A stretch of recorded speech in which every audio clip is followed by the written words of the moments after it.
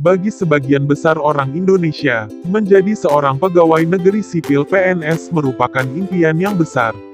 Inilah sederet keuntungan jadi PNS. Faktanya, setiap kali ada pembukaan seleksi calon pegawai negeri sipil CPNS, selalu saja ramai pendaftar. Bahkan ada yang sampai berkali-kali mendaftarkan diri setiap kali ada pembukaan seleksi CPNS namun tak kunjung diterima. Salah satu hal yang menjadi daya tarik tersendiri kenapa menjadi PNS banyak diminati adalah karena ada banyak keuntungan jadi PNS yang bisa didapatkan. Apalagi di masa pandemi seperti sekarang ini. Jika beberapa pegawai atau karyawan swasta mengalami kebijakan gajinya dipotong, atau bahkan terkena pemutusan hubungan kerja, PHK, akibat dampak pandemi, berbeda ceritanya dengan PNS. Apa saja keuntungan jadi PNS? Mendapatkan tunjangan yang menjanjikan. Pada umumnya, tunjangan akan diberikan bersamaan dengan penerimaan gaji pokok setiap bulan. Salah satu daya tarik terbesar menjadi PNS adalah adanya uang pensiun yang akan didapatkan setelah purna tugas sebagai PNS di masa depan. Sistem tunjangan ini akan dibayarkan sampai PNS yang bersangkutan meninggal dunia, dan selanjutnya akan diberikan kepada pasangannya.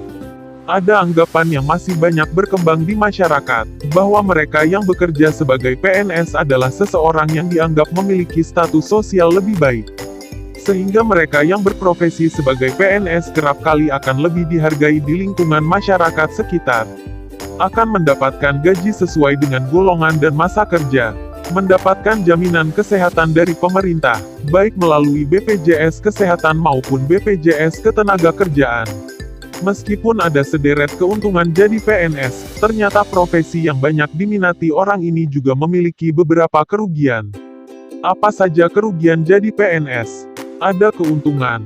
Tentu saja ada kerugian. Meskipun profesi aparatur sipil negara ini mendapat tunjangan PNS, uang pensiun dan jaminan kesehatan tapi kinerja dan etos kerjanya juga tak boleh dihiraukan. Berikut ini ada beberapa kerugian jadi PNS yang belum banyak diketahui orang. Simak baik-baik, ya. PNS harus siap jika suatu hari harus dipindahkan ke berbagai tempat sesuai surat keputusan pemerintah. Mereka tidak bisa menolak saat dipindahkan ke suatu tempat. Termasuk juga ketika jabatan diturunkan ke jabatan lain yang lebih rendah. PNS dituntut harus siap mengabdikan waktu, ilmu, dan tenaganya untuk kepentingan negara. Sehingga jenjang karir PNS menjadi panjang karena harus siap mengabdikan dirinya bagi negara dari mulai masuk hingga pensiun antara usia 60 sampai 65 tahun sesuai dengan jabatan dan lembaga terkait. Pekerjaan PNS yang cenderung itu-itu saja dan jam kerja yang tidak berubah bisa saja akan menimbulkan rasa bosan bagi sebagian orang. Jika sudah mengalami kebosanan, maka keluar dari ASN bukan sesuatu yang mudah dilakukan.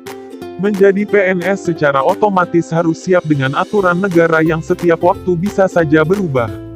Apalagi, pada saat berganti kepemimpinan. Itulah beberapa hal yang menjadi salah satu pertimbangan para milenial, yang kini mulai tidak tertarik menjadi seorang PNS.